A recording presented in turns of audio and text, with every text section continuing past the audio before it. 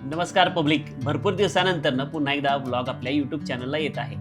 मित्रांनो, जसं की तुम्हाला माहीत आहे, मी फोटोग्राफी व्हिडिओग्राफी करत असतो आणि कामानिमित्त फिरणं होतं. लास्ट टाईम आपण राहुल सरांसोबत गेलो होतो मुंबईला अशोक सराफ सरांना भेटायला. त्यावेळी त्यांना आपण कोल्हापुरी गिफ्ट केली होती आणि त्याचा ब्लॉग मी टाकला होता. हा दुसरा ब्लॉग मी शूट करतोय आणि आत्ता आपण कोणा सेलिब्रिटीला भेटायला जात नाही आहे, तर आपल्या सोबत राहणारा, आपल्या आजूबाजूला दिसणारा सेलिब्रिटी म्हणजेच आपला शेतकरी. या ब्लॉगमध्ये आपण भेटत आहोत प्रगतशील आणि सर्वसामान्य अशा शेतकऱ्यांना. चला तर मग मित्रांनो, आपण आलेलो आहे शूटला आणि लोकेशन बघू शकताय. आपल्यासोबत आहेत राहुल कांबळे सर, यांच्यासोबत आपण आता आलेलो आहे. लोकेशनवर आलो आहे, पण मालक अजून आलेले नाहीत, मालक गायब आहेत. तर मालकांची वाट बघायची चालू आहे. बघूया काय काय होतंय, काय शूट करायचं आहे आपल्याला. मला अजून प्रश्नच आहे, पण ठीक आहे, मालक आल्यावर सांगतील. तर आपल्यासमोर आहेत शॉपकॉपचे ओनर, ज्यांचं टाकाळ्यावरती दुकान आहे, आणि राहुल कांबळे सर. जरा मोबाईलमधनं इकडे बघा आणि एक दोन प्रश्न विचारतो, उत्तरं द्या. छोटासा इंटरव्ह्यू आहे. मला सांगा, आता तुम्ही स्वतः कोल्हापुरी वापरताय, तर कोल्हापुरी चपलाचं दुकान आणि ब्रँड मोठा करावा असं का वाटलं? पुण्यामध्ये गेल्यानंतर 2012-13ला बघितलं की पुण्यामधलं जे मार्केट होतं कोल्हापुरी चप्पलचं, ते काय ऑथेंटिक वाटत नव्हतं. मग त्यामधल्या ज्या कोल्हापुरी चप्पला होत्या, पेस्टिंगच्या असतील किंवा फॉक्स लेदरच्या वापरायच्या लोक, आणि त्यांना ते ऑथेंटिक कोल्हापुरी म्हणत होते. मग विचार केला की कोल्हापुरी चप्पल आपल्या कोल्हापूरमध्ये बनते, आपल्या असल कारागिरांच्या हातनं बनते. मग ते आपल्या कोल्हापूरचं चप्पल जर बाहेरच्या मार्केटमध्ये फेक लेदर म्हणून किंवा फेक कोल्हापुरी म्हणून वापरत असतील, तर ते कुठेतरी थांबवलं पाहिजे. आणि त्यासाठी मी कोल्हापुरी चप्पलचा ब्रँड काढायचा विचार केला. आणि ज्यानंतर माझं इंजिनिअरिंग झालं, त्यानंतर मी कोल्हापुरी चप्पल, एक ऑथेंटिक कोल्हापुरी चप्पल लोकांपर्यंत पोहोचवण्यासाठी शॉपकॉप हा ब्रँड मी चालू केला. तर आता ज्या तुम्ही दुकान चालवत आहे, तर रिस्पॉन्स कसा आहे? आणि आता म्हणजे लोक पारंपरिक चप्पल वापरतात का अजून, की कसा रिस्पॉन्स आहे? आता कोल्हापुरी चप्पलचं मार्केट एकदम ग्रोथ व्हायला लागले. मग कोल्हापुरी चप्पलकडे बघण्याचा दृष्टिकोन लोकांचा बदलायला लागला आहे. ऑथेंटिक असेल, ओरिजिनल असेल, आपल्याकडे मिळतंच. पण कोल्हापुरी चप्पल जी कला आहे, जी कोल्हापुरी चप्पल घडवण्याची मागची लोकं आहे, ह्यांना एक प्रोत्साहन देण्यासाठी लोक आपल्याकडे कोल्हापुरी चप्पल घ्यायला येतात. ऑथेंटिक कोल्हापुरी चप्पल आपल्याकडे घ्यायला येतात. मार्केट वाढत आहे. म्हणजे एकंदरीत कोल्हापूरच्या आपल्या या अस्मितेला चांगलंच मार्केट मिळत आहे म्हणायचं. बसल्या बसल्या आपण छोटासा इंटरव्ह्यू घेतला राहुल कांबळे, जे की शॉपकॉपचे ओनर आहे त्यांचा. मित्रांनो, आणायचे आज मी माईक विसरून आलेला आहे, तर ऑडिओसाठी आम्ही क्षमस्व आहोत. तर बसून बसून वाट बघून बघून सध्या मी वैतागलेलो आहे. पाहूया आपल्या शेताचे ओनर गवंडी साहेब कधी येतात.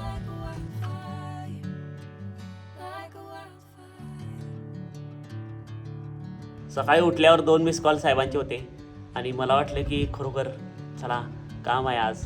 आणि बघा, आम्ही येऊन बसलोय, आता डोसक्यावर ऊन यायचं बाकी आहे. राहुल सर, काय म्हणायचं तुम्हाला या बाबतीत? काय काय वाट बघण्याचा काय दुसरा पर्याय नाही. वाट बघण्याशिवाय दुसरा काय पर्याय नाही, उत्तर आलेलं आहे. तर कन्सेप्ट असा होता, इथे येऊन आम्ही रील शूट करणार आहे. आणि शेतात आता हे जे माझ्या बाजूला शेत दिसतंय, हे टोमॅटोचं शेत आहे आणि याचे ओनर आहेत प्रभाकर गवंडी साहेब. तर साहेबांची आम्ही वाट बघावली, गेले अर्धा तास झालं आणि साहेब येत असतील. आले की आपण रील शूट करूया. रील शूट झाली की मी तुम्हाला ह्या व्हिडिओच्या शेवटला दाखवतो की काय पद्धतीने आम्ही रील शूट केलेली आहे. ती पण ह्यात मी टाकायचा प्रयत्न करेन. फक्त कॉपीराइट येता कामा नाही, नाहीतर पाक व्लॉगची पाक वाट लागेल. चला मग बघूया कधी येतात साहेब.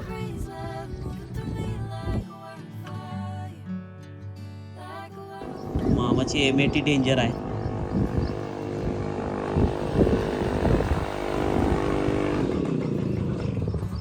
मामा, दादा कधी येणार आहेत?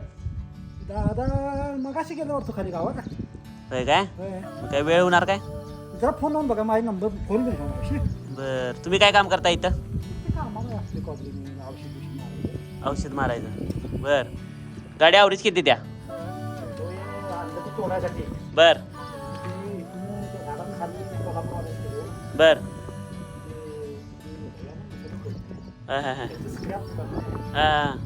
तोडायची म्हणा चांगली आहे म्हणा, फिरलं तिने म्हणून त्यानं घातले.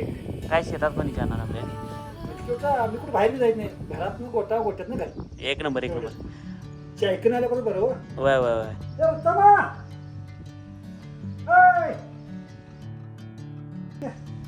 काम काम आहे की मग तुम्ही फोन लावा नाही सांग फोन लावलेला वाट बघून बघून आता बसलो 1 तास झालं.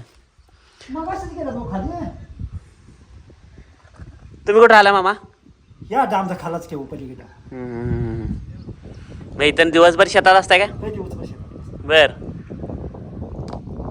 पाच सात दिवस आहे त्याच्या आईचा झाला पावसात काय करणार पाऊस कधी यायचा आता काय माहिती. काय कसा येतो आणि काय अवघड आहे बघा तुमचं नाव कोणचं? मी उजावडीचा आहे.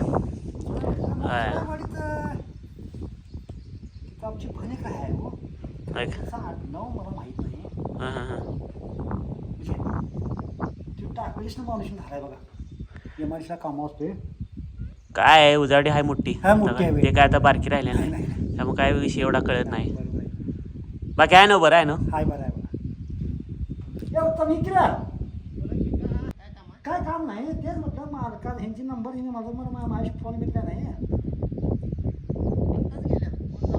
होय मग अशी मी आता खाली वैर कपात होती नाही तेव्हा खाली गेली गाडी मग आता ती गाडीचा आवाज बीत नाही हो चार्जर गाडी आहे ती रे हो असं जाते गाडी डेंजर आहे मामाकडे तुमची. हा? गाडी डेंजर आहे काय विषय नाही. कशाची आहे गाडी आवरेज किती त्या काय म्हणजे काय अंदाजे? नाही मी त्याला का बघत नाही तसं आवडीच मला काय समजते हो मला फोन मधलं कळत नाही वाचायला लिवायचं नाही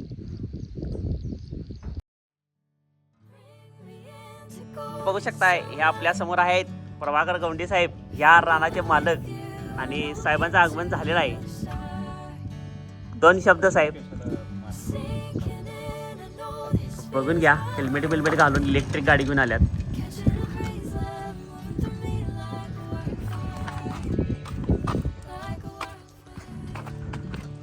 आम्हाला तासभर बसून तुम्हाला कसं वाटते? लवकर आले आम्ही तुम्ही लवकर व्हिडिओ करायचा म्हणला म्हणून.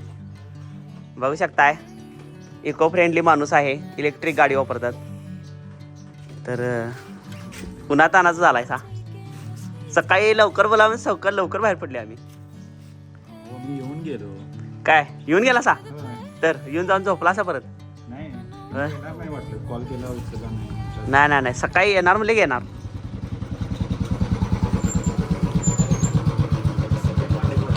हा होय काय मालक? नाही मालक इलेक्ट्रिक गाडी घेऊन आलेले आहेत. मित्रांनो बघून घ्या या मागच्या रानाचे ओनर आणि आमचे मित्र म्हणता येईल प्रभाकर गवंडी साहेब आलेले आहेत. चला बघूया आज काय आपण शूट करणार आहे. मित्रांनो तुमच्यासमोर जी जमीन दिसते ही टोटल 20 एकर जमीन आहे आणि यामध्ये हे समोर व्हाईट दिसते हे इथं 1.5 एकरमध्ये टोमॅटो आणि ढबूचं उत्पादन केलं जाते. पलीकडच्या साईडला पाहू शकता मी झूम करतो इथं ऊसाची शेती केलेली आहे आणि ते जे बॅक साईडला झाडं दिसत आहेत तिथंपर्यंत ही शेती आहे आपल्या रानातला आहे. बघू शकता किती मस्त. चला तर मग ढबू मिरचीची शेती आणि आपले ओनर अजून यायचे आहेत. अरे आले आले आले. अरे दादा भारी दिसालाय. जरा आउटफिट बद्दल सांगा की काय ब्रँडेड दिसाले सगळं. हा हो बर जरा सांगा काय काय घातलं जरा सांगा आम्हाला प्रेक्षकांना सांगा आमच्या. गॉगल फिलाच आहे. बर T shirt super dry super ड्रायचा T shirt. Sleeves and trouser डेकॅथलॉनचे. बर शूज स्केचर्स. मित्रांनो बघू शकताय ब्रँडेड शेतकऱ्यांनी अशीच प्रगती आणि पुढे जावं हीच आमची अपेक्षा आहे आणि ब्रँडेड शेतकरी बघू शकताय. शेतकरी ब्रँडेड आणि माल ब्रँडेड. माल पण ब्रँडेड आहे. वॉच बद्दल सांगा. वॉच राहिलं. वॉच जी शॉक. वाव कितीच आहे? ते 20,000. डेंजर. जसं वागणं तसा माणूस आणि ब्रँडेड वस्तू वापरण्याचा शौकीन. तर शेतकऱ्यांनी इतकी छान प्रगती करावी की ब्रँड पण छोटा पडावा ही आमची अपेक्षा आहे. पिक्चर शूटिंग चालू आहे इथं बघू शकताय. अक्षरशः एवढ्या फ्रेम्स घेतलेल्या आहेत मी आणि आता आम्ही नवीन शूट करायला चाललो आहे. इंजिन चालू करायचं शूट आहे बघू शकताय. 1 शॉट घ्यायचा का ते? नाही चालूच करायचं डायरेक्ट फाट फाट फाट फाट काय नुसतं धूर फक्त येतील न चालू करता पण धूर येतो. 2 शॉट करायचं. तुझ्यासाठी गोल फिरवताना घ्यायचं हां आणि दूर येताना घ्यायचं. धूर काय असा एवढा दिसणार नाही म्हणजे. शूटिंग झालेलं आहे. राहुल सर काय तुमचं काय मत आहे? झालं मस्त झालं.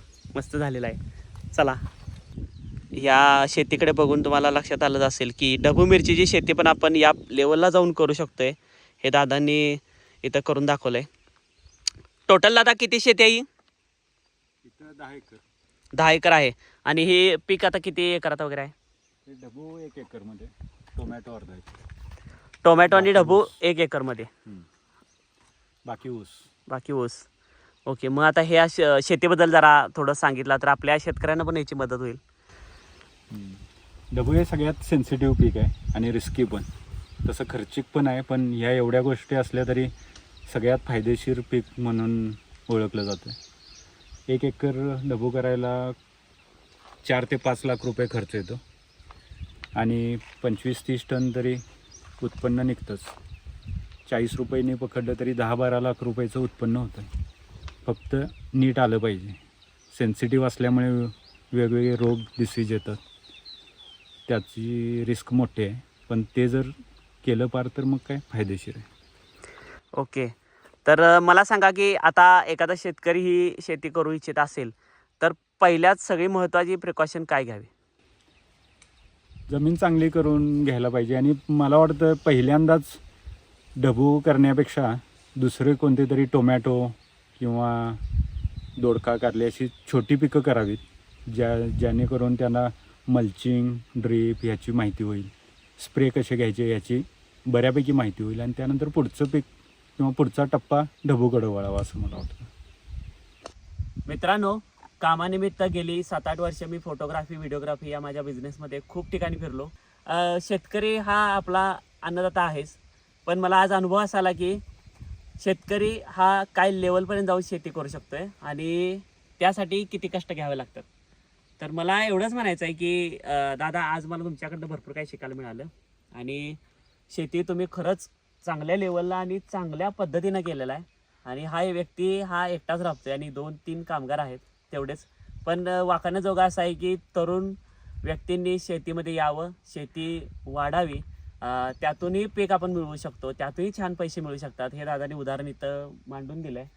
मला खरोखर हा व्हिडिओ करताना भारी वाटते आणि इतक्या वर्षानंतर मी आज हा व्हिडिओ बनवलेला आहे आणि हा माझा पहिलाच व्हिडिओ आहे जो मी शेतीच्या संदर्भात बनवलेला आहे. तर मित्रांनो, हा ब्लॉग बघितला त्याबद्दल धन्यवाद. आणि प्रभाकर दादा, सिटीतून इकडं आमच्या गावाकडे आला आणि आमच्या शेतीचं शूट केलं त्याबद्दल आम्हाला पण बरं वाटलं आणि तुमचे खूप खूप आभार. प्रभाकर दादा हे खूप चांगले शेतकरी आहेत. मला भेटलं की मला म्हणायचे मी शेती करतोय, पण माझा बघण्याचा पॉईंट ऑफ व्ह्यू वेगळा होता आणि आज बदलला आहे दादा. खरोखर भारी वाटलं. ब्रँडेड शेतकरी आणि असेच शेतकरी घडोत मोठे होत हीच अपेक्षा आहे. तुम्ही स्वतः शेतकरी असाल, तुमच्याही मला शेताचं शूटिंग करायला जर बोलवायचं असेल तर दिलेल्या नंबरला कॉल करा. डिस्क्रिप्शनमध्ये माझा नंबर मी देतोय, कॉल करा.